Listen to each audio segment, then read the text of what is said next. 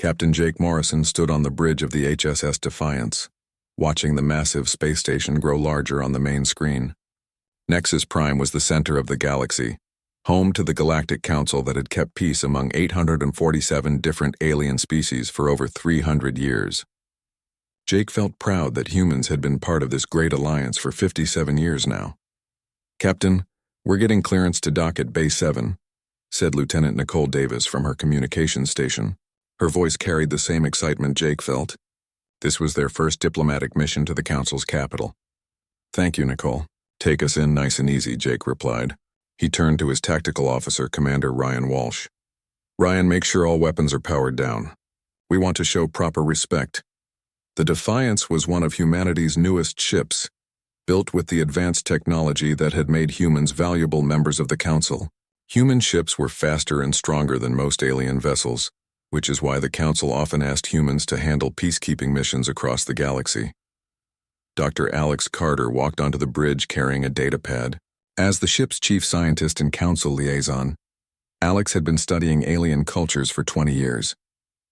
"Jake, I've been reviewing the Council records you asked about. Something doesn't feel right." "What do you mean?" Jake asked, noticing the worried look on Alex's face.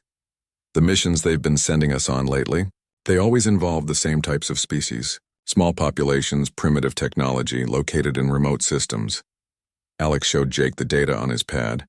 "In the last 5 years, we've intervened in conflicts involving 37 different species. But Jake, I can't find any records of those species in current Council databases." Ryan looked up from his station. "Maybe they just haven't updated the files yet?" Alex shook his head. "That's what I thought at first. But I did some digging. These species aren't just missing from current records. It's like they never existed at all." A chill ran down Jake's spine. "Are you saying what I think you're saying?" Before Alex could answer, Nicole's console started beeping rapidly. "Captain, I'm picking up some strange transmissions. They're encrypted, but they're coming from the Council chambers. Can you break the encryption?" Jake asked. Nicole's fingers flew over her controls. "I can try. The patterns look familiar. Wait, I think I've got something." Her face went pale as she read the decoded message. "Captain, you need to see this." Jake walked over to Nicole's station and read the screen. The message was from Admiral Zextar of the Krell Empire to Counselor Voth of the Zelian Republic. It was dated just 3 days ago. The human peacekeepers completed their mission in the Tau sector as planned. The Mirak species has been completely eliminated. The humans believed they were stopping a civil war, but our agents ensured all evidence of our involvement was destroyed. The Mirak's mining worlds are now ours to claim. Jake read the message again, hoping he had misunderstood. But the words were clear. "Alex, pull up our mission reports from the Tau sector." Alex's hands shook as he accessed the files. "We were sent there 6 months ago. Command said there was a civil war between 2 Mirak factions. We were supposed to establish peace." He paused, his voice getting quieter. "Jake, we used our advanced weapons to stop both sides from fighting. We thought we were saving lives. But according to this message, we killed them all," Ryan said, his face grim. Nicole continued decoding more transmissions. Each one revealed the same horrible truth. For years, the Council had been using human peacekeeping missions to eliminate species they considered unworthy. The humans, with their superior weapons and good intentions, had unknowingly become the galaxy's greatest killers. "There are dozens of these messages," Nicole said. "Species after species all gone. And we were the ones who did it." Jake felt sick. "How many, Alex? How many species have we helped destroy?" Alex checked his records. "In the last 5 years alone, 37 species. That's roughly 2 million beings." His voice broke. "Jake, we've committed genocide and didn't even know it." The bridge fell silent except for the hum of the ship's engines. Jake looked at his crew. Good people who had joined the military to protect others, not to destroy them. "Nicole, send an encrypted message to Admiral Bennett back on Earth. She needs to know about this immediately." "I'm trying, Captain, but something's wrong with our communications. All outgoing signals are being blocked." Ryan's tactical console started flashing red. "Captain, I'm detecting weapons signatures all around the station. Council ships are powering up their guns." "That's impossible," Jake said. "We're supposed to be allies." A new voice filled the bridge. It came from the station's communication system, cold and mechanical. "Human vessel HSS Defiance, you are ordered to surrender immediately. Your species has been classified as a threat to galactic peace. Jake couldn't believe what he was hearing. This is Captain Morrison. There must be some mistake. We're here on a diplomatic mission. There is no mistake, human. Your kind's capacity for destruction makes you too dangerous to exist. You will surrender your ship and submit to Council authority. Ryan looked at his instruments. Captain, 24 Council ships have us surrounded. They're charging their main weapons. Jake's mind raced. They were trapped in the heart of Council space, surrounded by enemies who had been using them as unwitting tools of genocide. But he couldn't let his crew die here, and he couldn't let Earth remain ignorant of the Council's betrayal. Nicole, prepare a data burst transmission to Earth. Include everything we've discovered. Ryan, plot a course out of here, best possible speed. Sir, their ships are faster than ours, Ryan warned. Maybe, but they've never seen humans fight for their survival before. Jake sat in his captain's chair and activated the ship's intercom. All hands, this is the captain.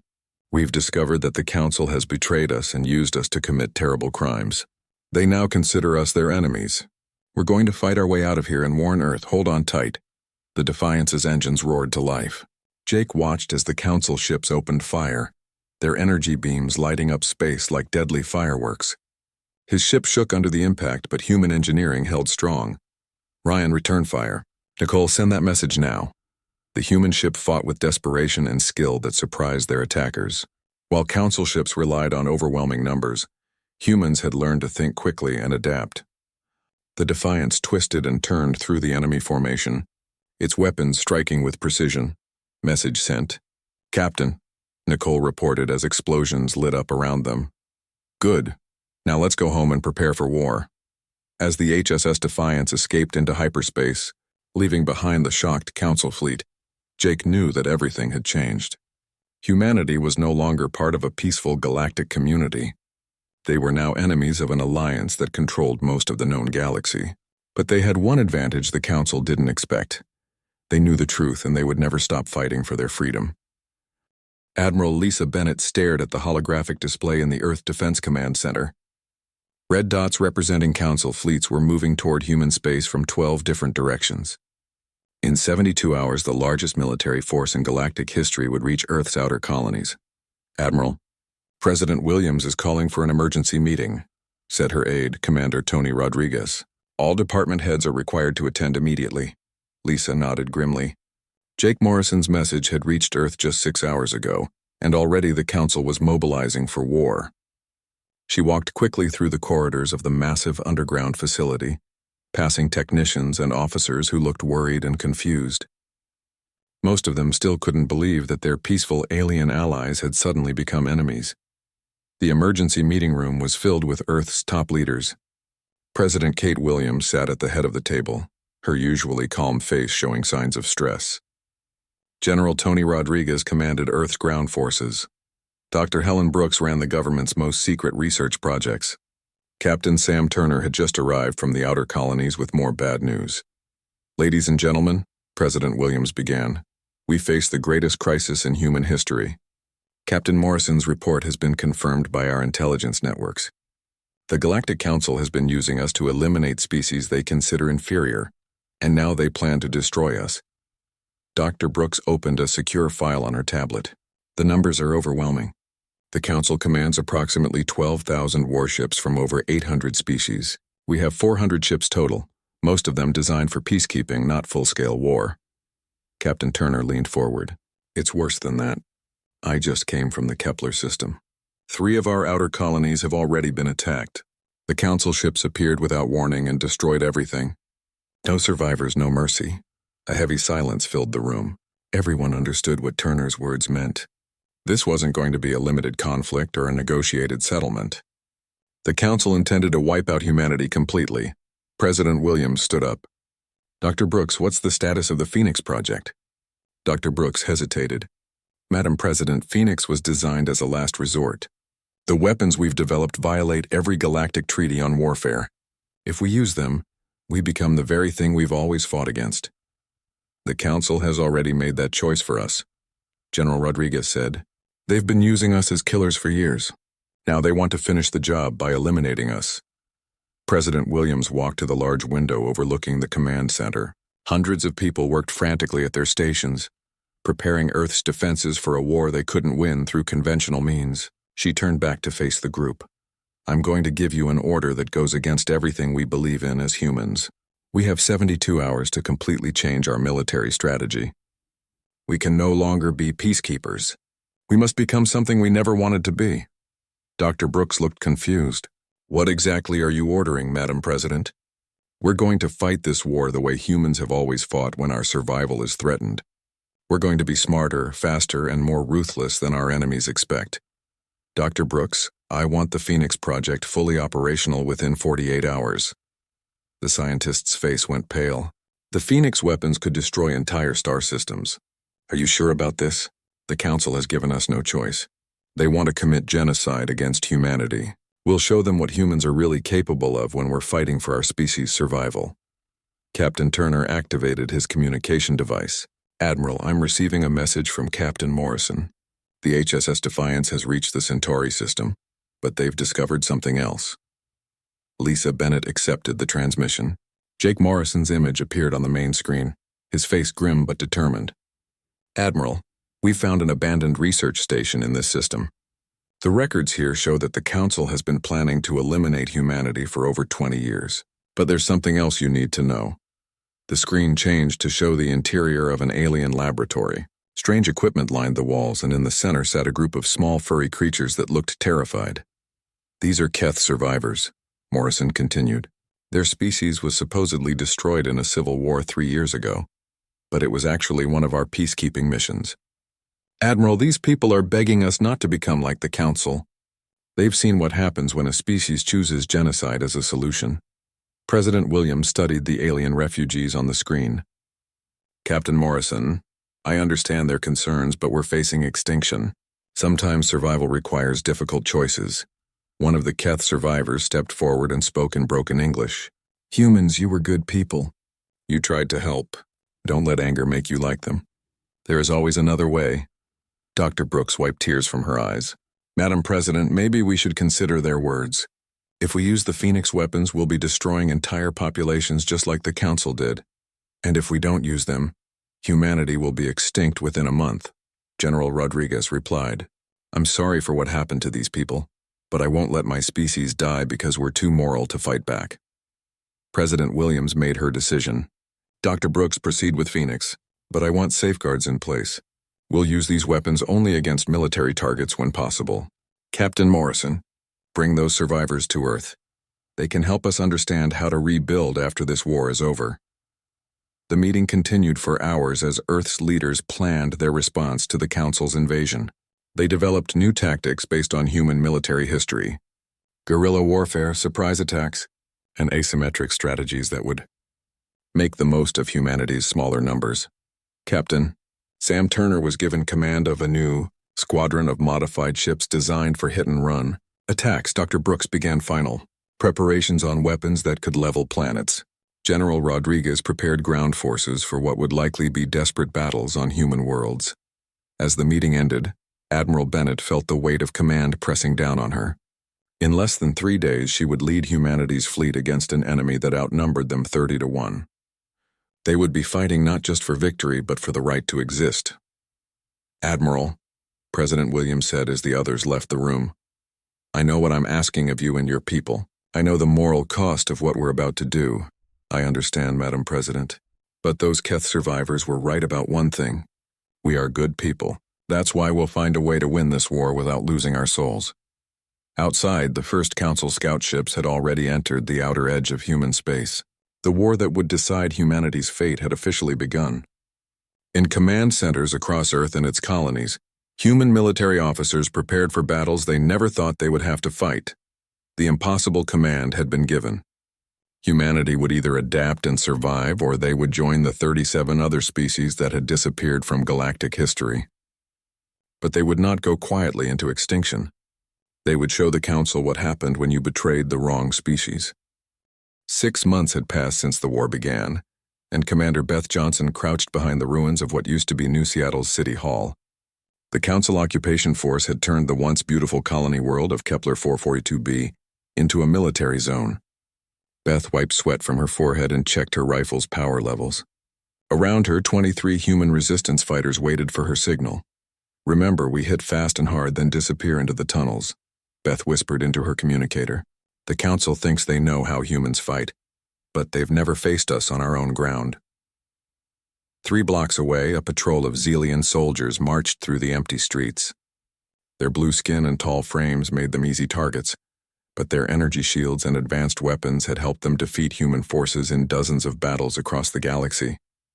Beth gave the signal.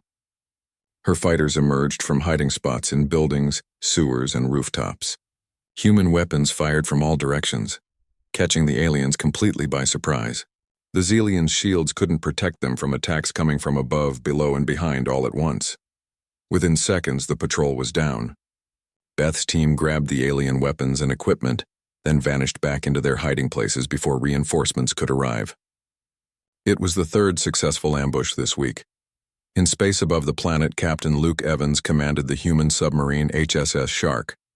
His vessel looked nothing like the sleek starships most species used. Instead, it was designed like an ancient Earth submarine, built for stealth rather than speed. "Sonar contact, Captain," reported his navigator. "Council supply convoy heading for the planet's surface." Luke smiled grimly. "Silent running. Let's show these aliens how humans used to hunt in Earth's oceans." The Shark moved through space without using its main engines, drifting like a piece of debris.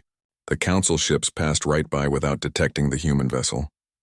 Luke waited until they were past, then fired a spread of torpedoes into their engines. "Direct hits, Captain. 3 enemy ships disabled. Good work. Now let's disappear before their escorts figure out what happened." The Shark vanished into an asteroid field, leaving the Council convoy stranded and helpless. It was the kind of attack that had made Captain Evans famous among human forces. His ship struck without warning and escaped before the enemy could respond.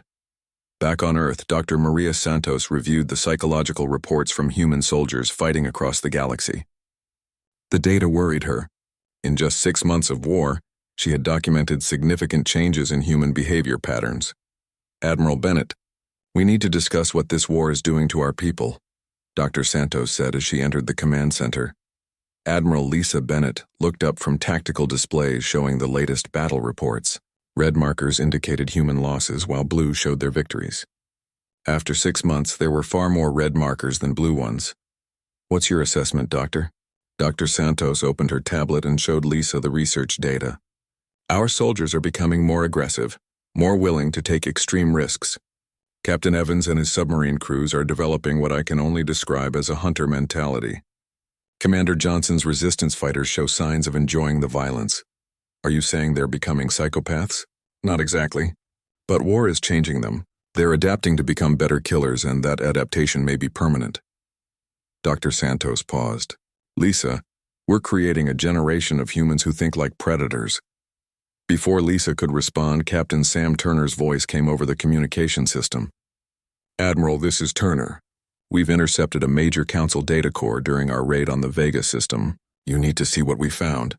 The main screen displayed the captured information. It showed detailed plans for the Council's military strategy, including the locations of their major command centers and supply bases. "This is incredible intelligence," Lisa said. "How did you manage to capture it?" Turner's image appeared on screen. His face was harder than it had been 6 months ago, with new scars from recent battles. "We used a new tactic. Instead of trying to disable the enemy ship, we crashed our fighter directly into their bridge. The pilot ejected at the last second and our boarding team took the ship while they were dealing with the damage." Dr. Santos looked concerned. "Captain, that's an extremely dangerous tactic. What was the casualty rate?" 40%. "But we got the intelligence and destroyed a Council cruiser in the process." Turner seemed proud of the accomplishment. "Colonel," Steve Parker joined the conversation from his position on the front lines of the battle for the Ross 128 system. "Admiral, Turner's right. We can't fight this war using peacekeeping tactics. The enemy outnumbers us 30-1. We have to be willing to take risks they would never consider." Parker's ground forces had been fighting Council invasion troops for 3 weeks. His reports described brutal close-quarters combat in the colony's underground cities. "The Council soldiers are trained for conventional warfare," Parker continued. "They don't understand human guerrilla tactics. When we attack their supply lines and disappear into the civilian population, They become confused and make mistakes. Lisa studied the tactical reports. Human forces were actually winning more battles than they were losing, despite being heavily outnumbered. But the cost was enormous. "Colonel, what are your casualty rates?" "High, Admiral. But we're inflicting 10 casualties for everyone we take. The Council expected us to fight like the other species they've conquered. They didn't expect us to turn every building into a fortress and every civilian into a potential fighter." Dr. Santos shook her head. "This is exactly what I'm talking about. We're turning our entire civilization into a military machine. What happens to us after the war is over?" Captain Jake Morrison's voice suddenly joined the conversation from his position near the front lines. "Doctor, with respect, that's only a problem if we survive to see the end of the war." Morrison's ship, the HSS Defiance, had been fighting constantly for 6 months. His crew had developed new tactics that combined human creativity with desperate necessity. "Admiral, we've discovered something important. The Council's advantage isn't just numbers. They've been using the same military strategies for centuries, because they've never faced serious resistance. But humans adapt faster than any species they've encountered." "What do you mean, Captain?" "Every time they develop a counter to our tactics, we've already moved on to something new. Captain Evans started with submarine warfare, but now his ships fight more like ancient Earth pirates. Commander Johnson began with traditional guerrilla tactics, but her fighters now use methods that would make our Special Forces ancestors proud." Lisa looked at the data streaming across her screens. Morrison was right. Human forces were evolving their combat techniques faster than the Council could adapt. But the price of that evolution was becoming clear. "Admiral," came another voice. It was the Keth survivor that Morrison had rescued months earlier. The small alien had become an advisor to human forces. "Your people are becoming very dangerous. This is how the Council started many generations ago." Dr. Santos nodded. "That's my concern exactly. We're winning battles, but we're losing ourselves." A new alarm sounded throughout the command center. The tactical display showed a massive Council fleet approaching Earth's outer defenses. Over 800 enemy ships were moving toward humanity's homeworld. "Admiral," reported the duty officer, "the enemy will reach our defensive perimeter in 48 hours. This appears to be their final assault." Lisa looked around at her officers and advisors. The war had changed all of them. They had become harder, more ruthless, more willing to sacrifice anything for victory. But they were still human. And they were still fighting for the right to exist. "All ships, all commands, all resistance cells," she announced over the fleet communication system. "This is Admiral Bennett. The Council is making their final push toward Earth. We've learned how to fight them, and we've paid the price for that knowledge. Now it's time to show them what humans are truly capable of when everything we love is threatened." As the largest battle in human history approached, Lisa wondered if they would still be human when it was over. But she pushed that thought aside. Survival came first. Everything else would have to wait. The second year of the war brought changes that nobody had expected. Admiral Jack Foster stood on the bridge of his stolen Council warship, watching human and alien crews work together at control stations. 6 months ago, Foster had been a loyal Council admiral. Now he was humanity's most valuable ally. "Admiral Foster, we're receiving a transmission from Earth Command," reported his communications officer, a young human woman named Sarah Blake. Foster nodded. The decision to switch sides had not been easy. He had served the Council for 40 years, believing in their mission of galactic peace. But when he learned the truth about the genocide missions, everything changed. "Put Admiral Bennett through," Foster said. Lisa Bennett's image appeared on the main screen. Behind her, the Earth Defense Command Center showed signs of the long war. Officers worked at damaged stations, and emergency lighting cast strange shadows on the walls. "Jack, we need your assessment of the Council's new strategy," Lisa said without delay. "Our intelligence suggests they're preparing something big." Foster pulled up tactical displays showing Council fleet movements across the galaxy. "Lisa, they're becoming desperate. The smaller species are starting to rebel. 3 major Council members have declared neutrality, and at least 12 minor species have joined your alliance." The war had indeed spread beyond humanity. Foster's defection had encouraged other species to question the Council's authority. The discovery that the Council had been eliminating unworthy species for centuries had shocked even their oldest allies. "What about their military capabilities?" Lisa asked. "They still have numerical superiority, but their coordination is breaking down. The Krell Empire and the Zelian Republic are fighting over who should lead the war effort. Some species are refusing to send their fleets into human territory because they've seen what happened to previous invasion forces. In her laboratory on Earth, Dr. Nina Walsh worked frantically on humanity's most dangerous weapon project. Ryan's sister had become one of Earth's leading experts on quantum physics, and her latest creation could change the entire war. Dr. Walsh, the quantum field generators are stable, reported her assistant, Engineer Mark Davis. The quantum lance is ready for testing. Nina looked at the weapon that filled most of the underground laboratory. The quantum lance could create a tear in space-time itself, destroying entire fleets instantly, but using it would also announce to the galaxy that humans had developed planet-killing technology. Mark, has Admiral Bennett approved the test? Yes, Doctor. Captain Robinson's Ghost Squadron will provide target designation for the first field test. Captain Paul Robinson commanded the most feared unit in human space. His Ghost Squadron consisted of 12 ships that appeared and disappeared like phantoms, striking Council supply lines across multiple sectors simultaneously. Robinson's ship, the HSS Phantom, materialized near a Council supply depot in the Rigel system. His crew had perfected the art of stealth warfare, combining human submarine tactics with advanced cloaking technology. Target confirmed, Robinson reported to his squadron.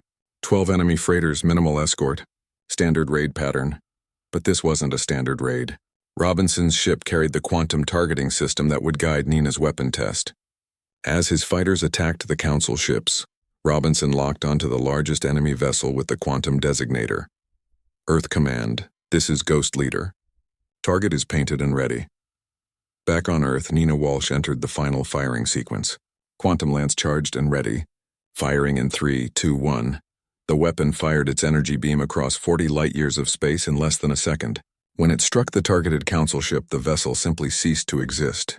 There was no explosion, no debris field.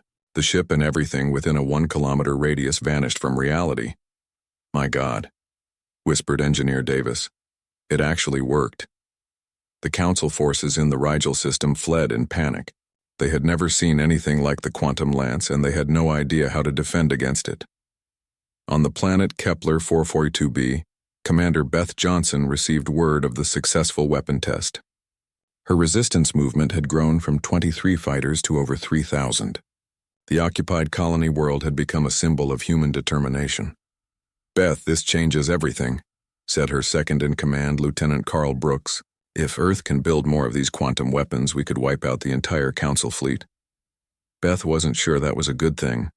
Carl, remember what the Keth survivors told us? Once a species starts using weapons like this, they usually don't stop. The underground bunker that served as Resistance headquarters buzzed with activity. Human fighters prepared for a major operation against the Council's planetary command center. But Beth's mind was on larger concerns.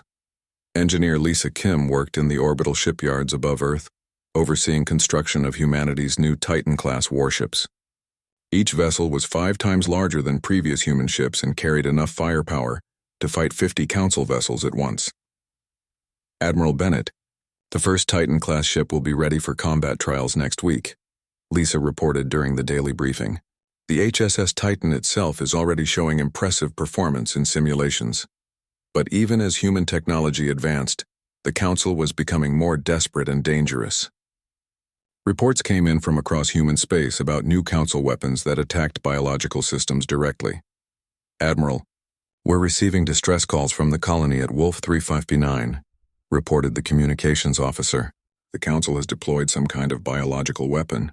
Initial reports suggested targets human DNA specifically. Lisa felt cold fear in her stomach. How many casualties? The entire population, Admiral. 2 million people, all dead within hours. The war had crossed another line. The Council was now using biological weapons designed to kill only humans while leaving their infrastructure intact for later. Occupation. Captain Sam Turner's voice came over the communication system from his position near the front lines. Admiral, this is Turner. We've captured Council documents that show they're planning to use biological weapons against Earth itself. How long do we have? According to these plans, 6 weeks.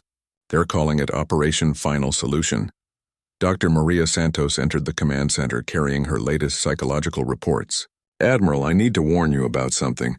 The biological weapon attacks are having an effect beyond just the casualties. Our surviving forces are talking about using our own biological weapons in response.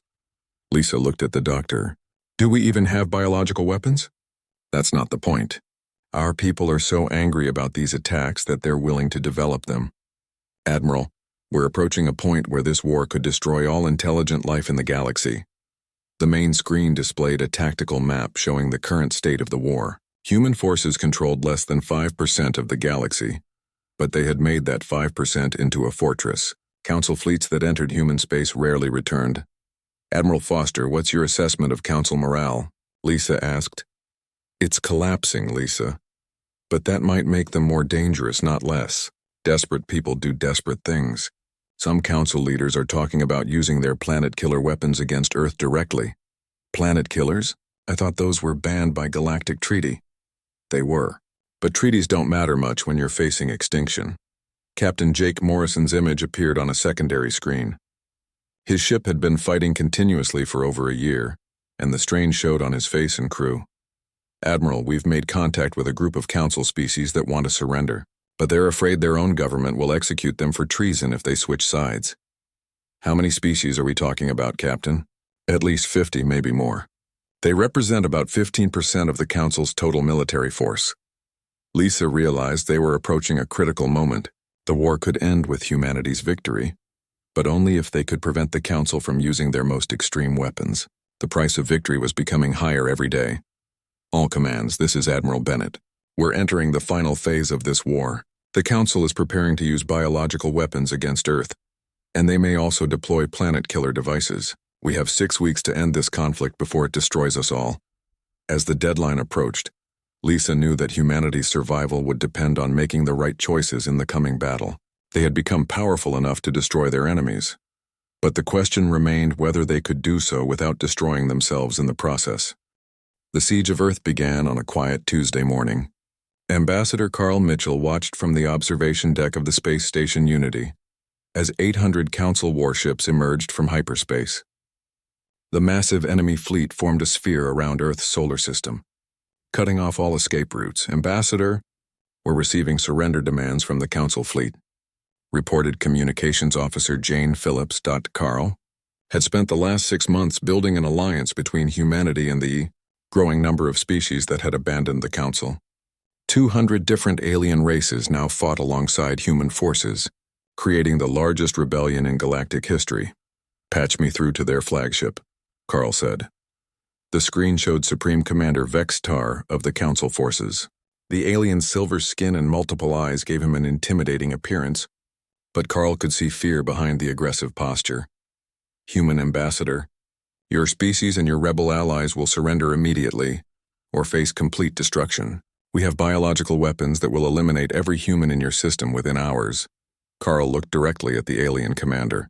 Commander, you're making a mistake. This isn't just about humanity anymore. You're fighting against the idea that smaller species have the right to exist. Smaller species exist to serve their betters. Your rebellion ends today. Before Carl could respond, Captain Jane Phillips interrupted the transmission. Ambassador, we're detecting massive hyperspace signatures. Something big is coming. The space around Earth filled with ships as Admiral Foster's Alliance fleet arrived. Vessels from dozens of species appeared alongside human warships, creating a defense force that surprised even the Council commanders. On the planet's surface, General Mike Thompson coordinated the defense of Earth's major cities. Underground bunkers protected most of the civilian population, but the planet's orbital defenses would determine whether humanity survived the next few hours. General, the enemy is deploying biological weapon pod, reported Colonel Steve Parker from his position at the Lunar Defense Station. If those pods reach Earth's atmosphere, everyone on the planet will be dead within 6 hours. Thompson activated the planetary defense grid.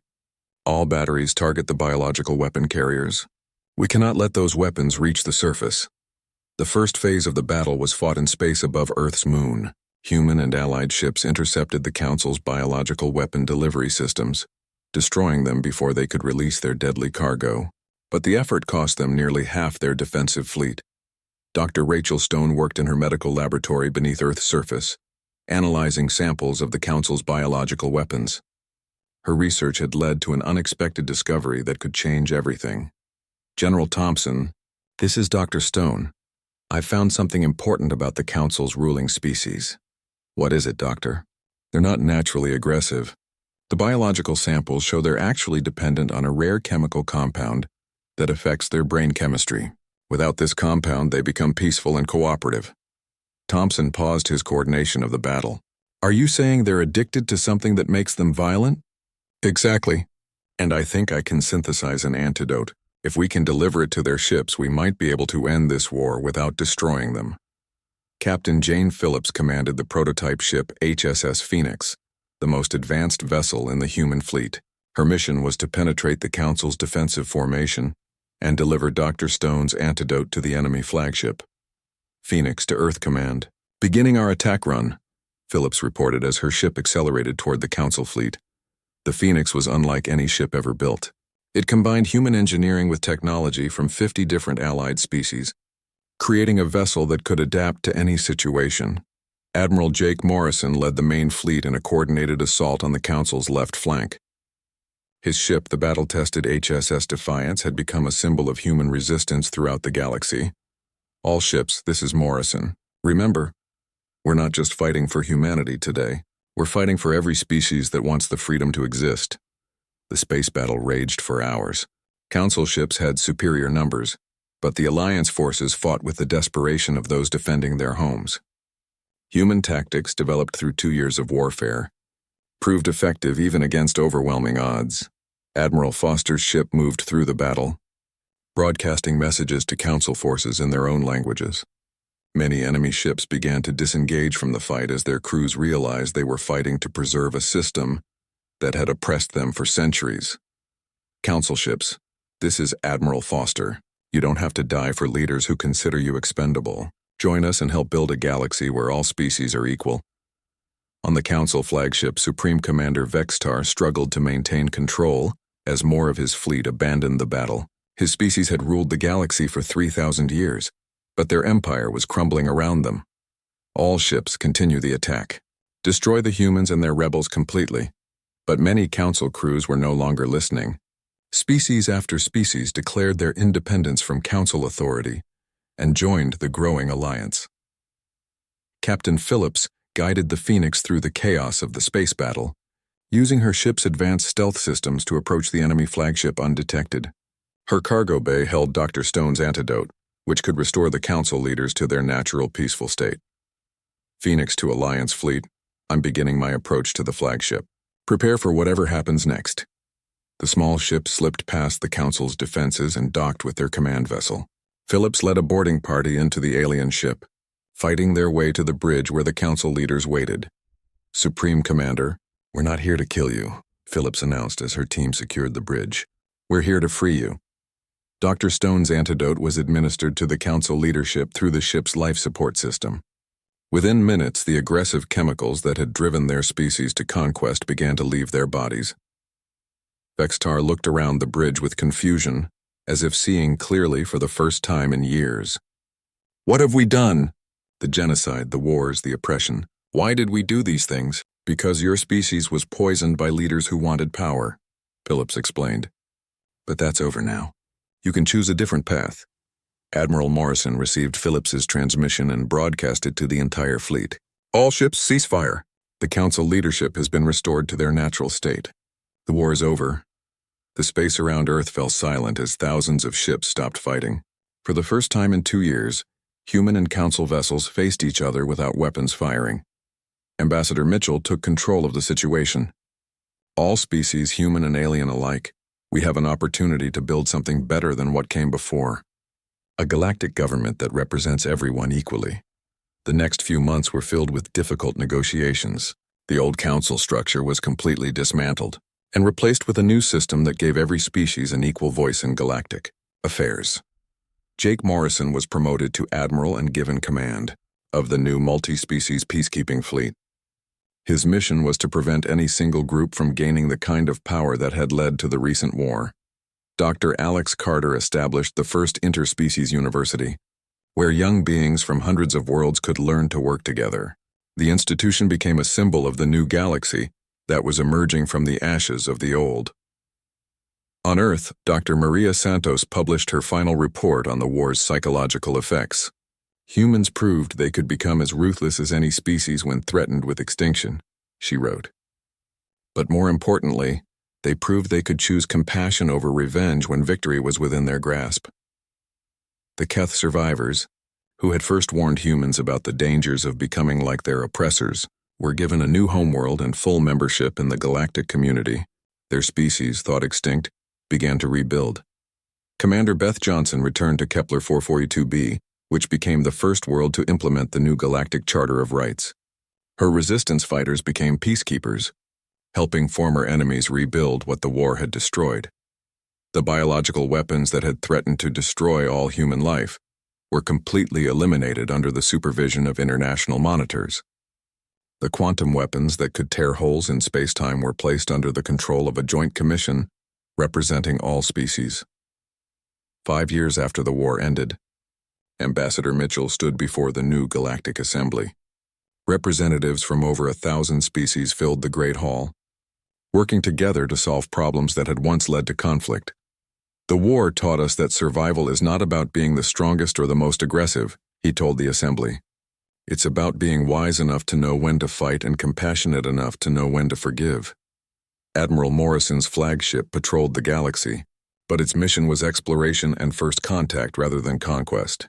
The new peacekeeping force included humans, former council species, and dozens of newly discovered civilizations. The war that began with betrayal had ended with something unprecedented in galactic history: true unity among different species. Humanity had saved not just themselves but the entire galaxy from a cycle of violence that had lasted for millennia.